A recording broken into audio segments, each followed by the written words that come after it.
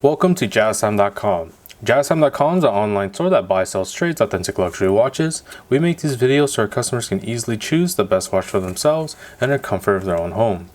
We offer the lowest prices anywhere online. If you want to know the price of your watch, simply click on the links in the description below. We greatly appreciate it if you buy a watch from JazzTime.com once in a while. Today we'll be doing a review for two Rolex watches. On my left here, we have the new style Rolex Submariner released in 2020. This is the model number 126610. On my right, we have the Sky-Dweller in white, and that's the model number 326934. We'll be going over the dials, bezels, case, crown, bracelet, clasp, and we'll talk about the movement towards the end of the video. So jumping right into the dials, obviously very different dials. The Rolex Submariner runs a sportier style Rolex dials, which is typically seen on other watches such as the Sea-Dweller, the Deep Sea, and the GMT Master as well, which is called the maxi dial, the circular hour markers from the 1 to the 2, 3 to the 4, so on and so forth, with the index hour markers at the 6 and 9 o'clock position, and a triangular 12 o'clock position hour marker. Those are all fashioned in 18 karat white gold to prevent any tarnishing. Of course, the hour hand as well is the Mercedes style hand, as it sort of looks like the Mercedes logo. It has the luminosity filling for the hour hand, minute hand, and all the hour markers as well. The Sky-Dweller runs index hour markers instead. So we have stick markers from the 1 to the 11 o'clock position. Some of them being shortened by this secondary time zone sub-dial here, which I'll explain when we get to the crown functions. And the hands are luminous tipped as well. However, we have a skeletonization towards the inner portion of the hour and minute hand, as you can see, so it makes it easier to read that secondary time zone dial. So the similarity is that we do have the date window at the 3 o'clock position with a Cyclops lens on top of that sapphire crystal for magnification, easier viewing of that date. All right. Besides that, there's not too many configurations for either of these watches in terms of dial color. So for the Submariner, you can only get it in the black style dial. The new style, whereas the previous model you get the black style dial and the green style dial, with the green style referred to as the Hulk. They actually sort of moved back to the older style, which is called the Kermit, where they keep a black dial and have a green bezel instead.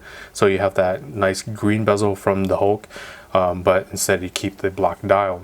For the Sky-Dweller, you have two other options besides the white dial. As the white dial is just a matte coloration with no sort of sunburst features, you can also get it in a blue dial and the sort of like blackish rhodium dial as well. All right. So the Sky-Dweller runs a more complicated movement, so it has additional features compared to the Submariner, which doesn't have as many features, which could be a buying point for you customers out there. So we only have the date window on the Submariner at the 3 o'clock position. For the Sky-Dweller, we have numerous different functions as it runs a very complicated movement. Actually, as we move on to the bezel, the bezels are different in the sense that the Submariner, of course, is a diver's watch. We have even a beautiful ceramic, nicely sort of mirror finished. As you can see, it's very reflective. But the bezel only moves in one direction. As you can see, I can shift it to the left, but I can't shift it to the right. And it's a unidirectional bezel used to track elapsed time. So I can line up that peridot to the minute hand and track the elapsed times from the Arabic numerals and the index indices throughout the bezel itself. Whereas a Sky-Dweller, this is called the ring command bezel, so it has numerous different functionalities within the bezel itself. So I actually want to show you, typically I go to the crown functions to show this, but I want to show you now while we're on the bezel, while we're talking about the bezel. So in this initial position, this is where you can wind the watch, but if you shift it over to the next position, you'll be able to adjust the date. Actually, let me move the hands out of the way so you can actually see that. So give me 1 second here. So let me move that hand out of the way. So first position of the bezel doesn't do anything. second position allows you to adjust the date. As you can see, I can very quickly adjust it forward and backwards. Whereas the Submariner only you can adjust the date instantaneously as well, but only forward. So let me go ahead and show you that as well. So we're going to open that crown.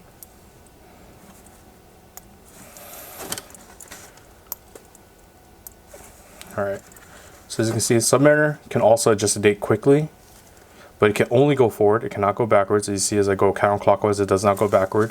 Whereas the Sky-Dweller, you can see I can go forward, I can go backwards. But besides that, it's kind of important for the Sky-Dweller as well. As you can see, there's this little red square at the top at the 12 o'clock position. That's important to note, because it's actually this watch tracks the month as well. So as you can see, I'm going to go ahead and shift it forward. So typically in the 12 o'clock position would be December, 1 o'clock position is for January, and you see so on and so forth. You can see that sort of red square just hop as I shift through the dates. So I'm going to set that back to the 12 o'clock position there. So the next function is the quick hour jump system, typical of GMT style watches, where they have you need to track that additional time zone. You would set it by going to the final position of this bezel specifically for the Sky-Dweller, and adjust the hands however you like for your time zone. You can set the home time zone to wherever you want. You can see that central dial just sort of shift around. So we can say such things as, I believe from London to the Philippines is about 7 hours ahead. So you can leave that at the 12, let's say 12:10. Then you can shift that bezel back and jump that hour hand 7 hours ahead from that 12 o'clock position to that 7 o'clock position, and then you're immediately tracking 2 time zones at once. So very cool feature of the ring command bezel. So if you're looking for more functionality out of your watch, maybe the Sky-Dweller might be the best bet for you, versus the Submariner, which is only has the functionality of adjusting the date very quickly. Okay, so I'm going to go ahead and put these crowns back in.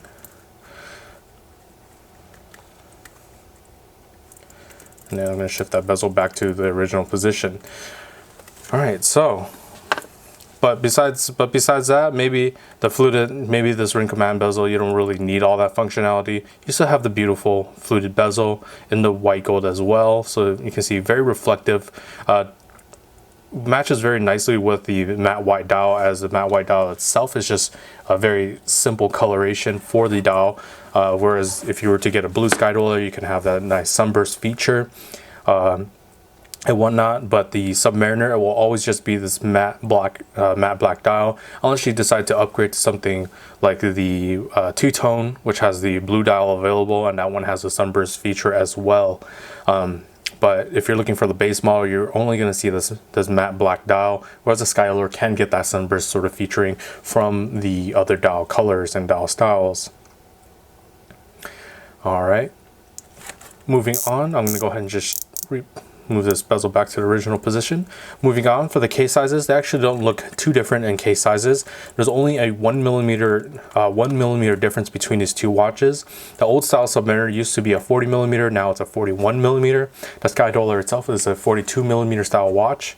So from my index finger to my thumb here, that's 41 and 42. So it's not too much difference in terms of size. The Sky-Dweller does look a little bit bigger, but it's only just by 1 millimeter. From the side profile view of the watches, so let me show you the sides.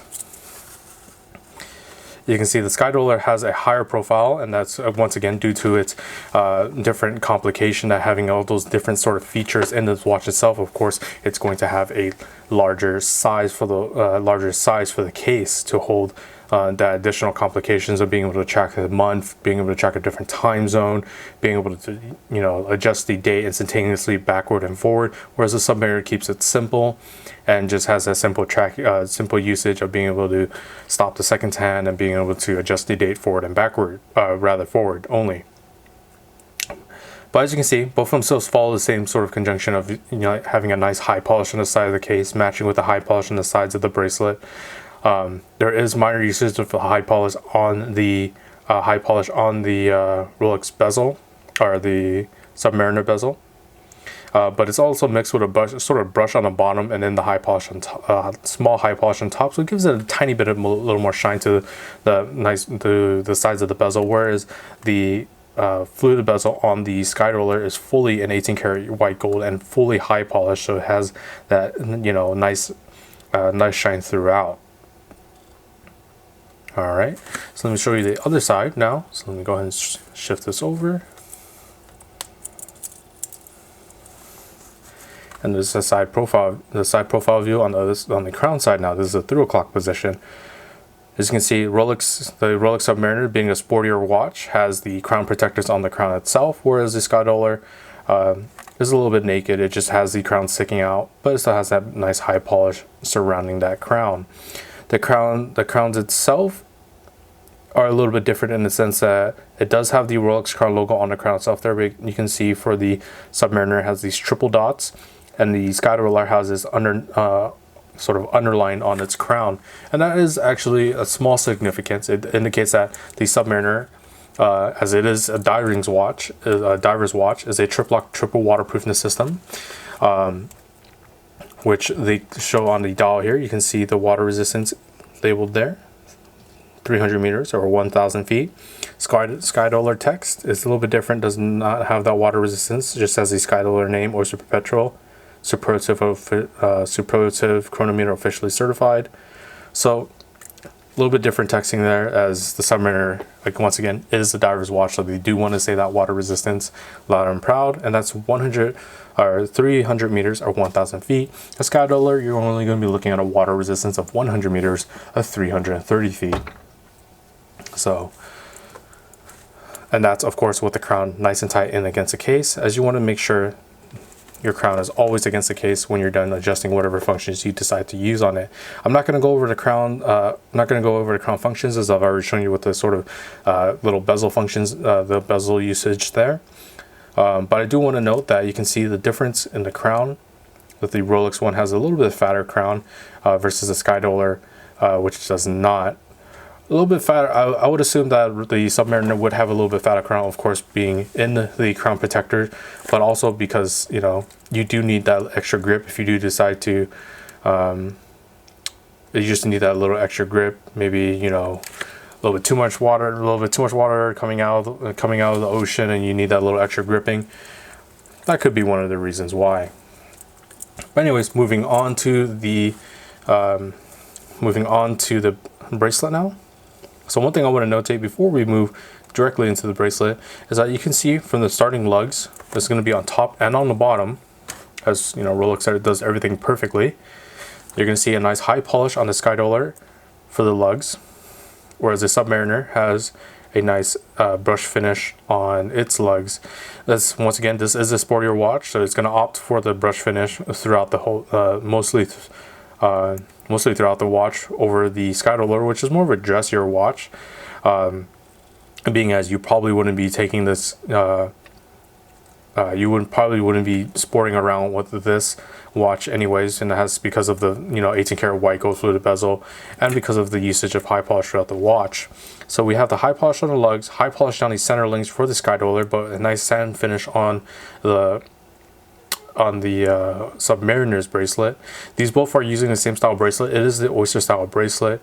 So the Submariner actually has a smaller update to its bracelet, where the center link is 1 millimeter larger as well, to be in proportion with its new style, the new sizing of the 41 millimeters. So you can see pretty much it's very similar bracelet, just different usage of different usage of polishing for both. Okay, so that's how it looks throughout the whole bracelet. I'm going to show you the other side of the bracelet as well. Both of them still follow the rules of tapering from the first link down to the back to keep that nice proportional view from its, the larger style head to the bracelet as well. And I'm going to go ahead and move on to the clasp now. So you're going to see a sportier style clasp on the Submariner, as is obviously a sportier style watch. You can see that safety lock on top of the folding clasp, whereas the Sky-Dweller just opts for just the folding clasp itself, as you can see, a little bit smaller as well. And there's a reason why the Sky-Dweller is just smaller than the then the Submariners. But before that, the Submariners or the Sky-Dwellers, you can see nice high polish down the center, even the crown logo being in a nice high polish as well, with that satin finish on the sides. I'm gonna go ahead and open up these two watches for the clasp, so you can see the difference in the clasp blades. You can see there's not much difference here. Both of them still run on a very nice high polish with beautiful embossing on the clasp blades themselves. But the reason why the Submariners, I just put the Sky-Dweller down here on my right. The reason why the Submariners is a little bit larger is because of this. This is called the Glide Lock Extension Link. You'll see this on some of the sportier divers watches for Rolex.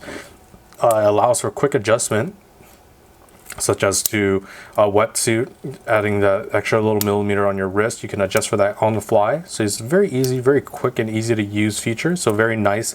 So this might be the sort of the watch for you if you're, maybe a bigger guy. You want to be able to adjust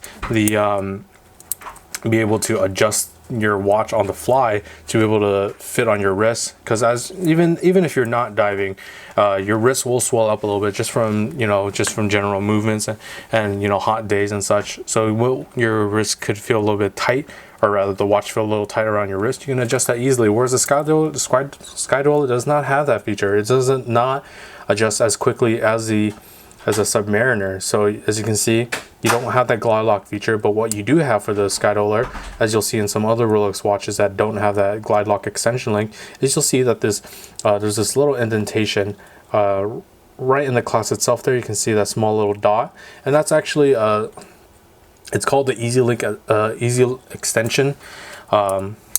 Easy Extension Link from Rolex.